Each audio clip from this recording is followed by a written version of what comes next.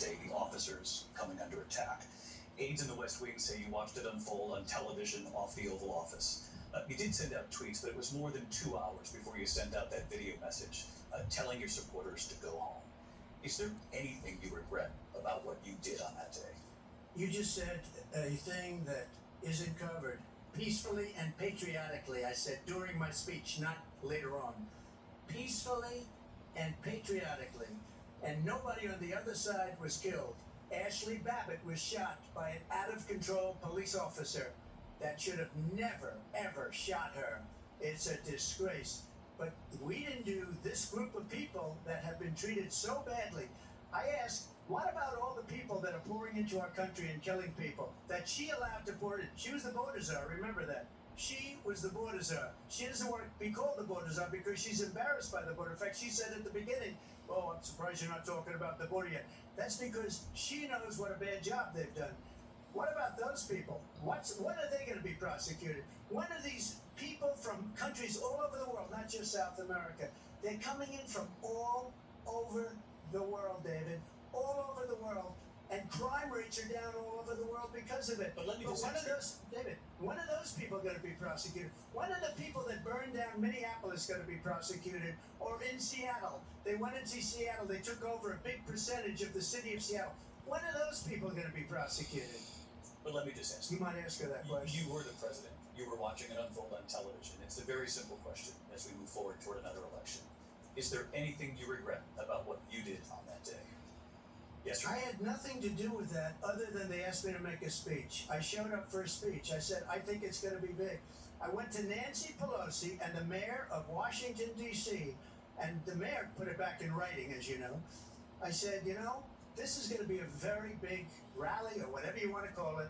And again, it wasn't done by me. It was done by others.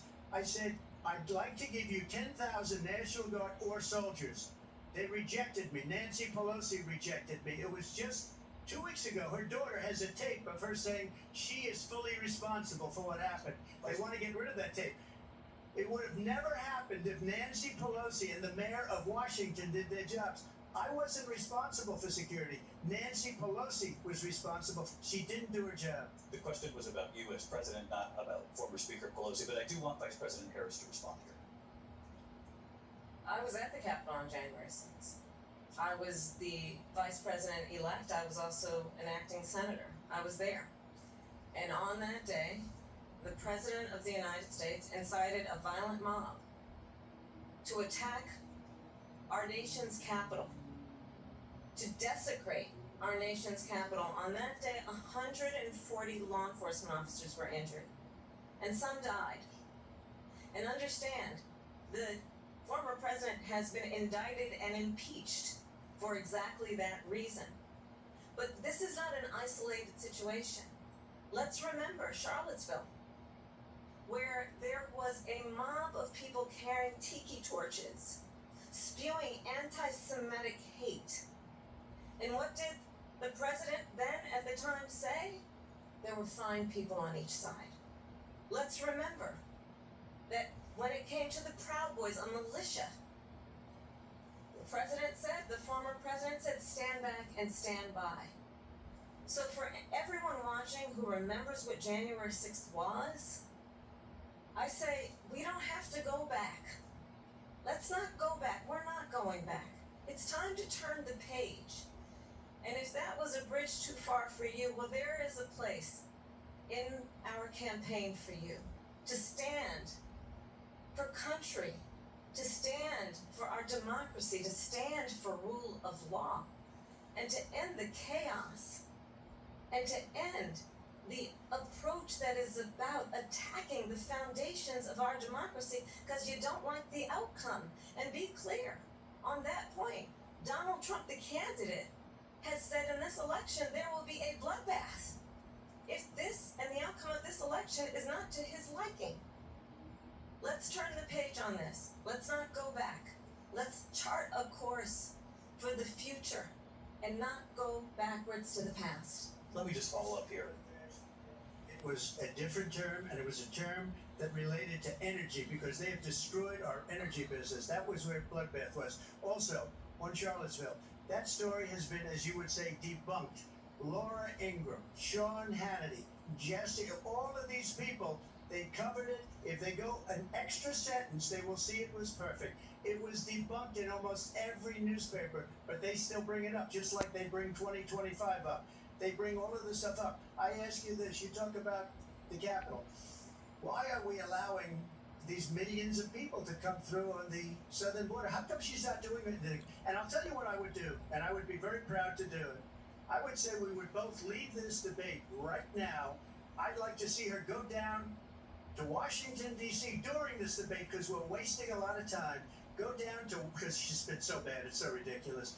Go down to Washington, D.C. and let her sign a bill to close up the border, because they have the right to do it. They don't need bills. They have the right to do it. The President of the United States, you'll get him out of bed, you'll wake him up at 4 o'clock in the afternoon, you'll say, come on down to the office, let's sign a bill. If he signs a bill that the border is closed, all he has to do is say it to the Border Patrol, who are phenomenal. If they do that, the border is closed. Mr. Those President, people are killing many people, unlike J6. we talked immigration here tonight. I do want to focus on this next issue to both of you, because it really brings us this into focus, truth in these times that we're living in. Mr. President, for 3.5 years after you lost the 2020 election, you repeatedly falsely claimed that you won, many times saying you won in a landslide. In the past couple of weeks leading up to this debate, you have said, quote, you lost by a whisker, that you, quote, didn't quite make it, that you came up a little bit short. I said that? Are you now acknowledging that you lost in 2020? No, I don't acknowledge it at all. But I you said did that say sarcastically, But you know those- that. And we said, oh, we lost by a whisker. That was said sarcastically. Look, there's so much proof. All you have to do is look at it. And they should have sent it back to the legislatures for approval. I got almost 75 million votes, the most votes any sitting president has ever gotten. I was told if I got 63, which was what I got in 2016, you can't be beaten.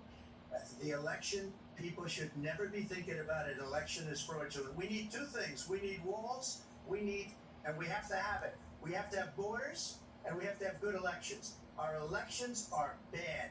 And a lot of these illegal immigrants coming in, they're trying to get them to vote. They can't even speak English. They don't even know what country they're in practically. And these people are trying to get them to vote. And that's why they're allowing them to come into our country. I did watch all of these pieces of video. I didn't detect the sarcasm, lost by a whisper, we didn't quite make it. And we should just point out here as clarification, and you know this, you and your allies, 60 cases in front of many judges, many of them No judge Republican, looked at it. and said They there was said no we didn't have widespread fraud. standing. That's the other thing. They said we didn't have standing, a technicality. Can you imagine a system where a person in an election doesn't have standing? The President of the United States doesn't have standing. That's how we lost. If you look at the facts, and I'd love to have you do a special on it, I'll show you Georgia, and I'll show you Wisconsin, and I'll show you Pennsylvania, and I'll show you, we have so many facts and statistics, but you know what? That doesn't matter, because we have to solve the problem that we have right now. That's old news, and the problem that we have right now is we have a nation in decline, and they have put it into decline. We have a nation that is dying, David. Mr. President, thank you. Vice President Harris, you heard the President there tonight. He said he didn't say that he lost by a whisper, so he still believes he did not lose the election that was won by President Biden and yourself. But I do want to ask you about something that's come up in the last couple of days. This was a post from President Trump about this upcoming election just weeks away. He said, when I win, those people who cheated, and then he lists donors, voters, election officials, he says will be prosecuted to the fullest extent of the law, which will include long-term prison sentences. One of your campaign's top lawyers responded saying, we won't let Donald Trump intimidate us, we won't let him suppress the vote. Is that what you believe he's trying to do here? Donald Trump was fired by 81 million people. So let's be clear about that. And clearly he is having a very difficult time processing that. But we cannot afford to have a president of the United States who attempts, as he did in the past, to upend the will of the voters in a free and fair election. And I'm going to tell you that I have traveled the world as Vice President of the United States. And world leaders are laughing at Donald Trump.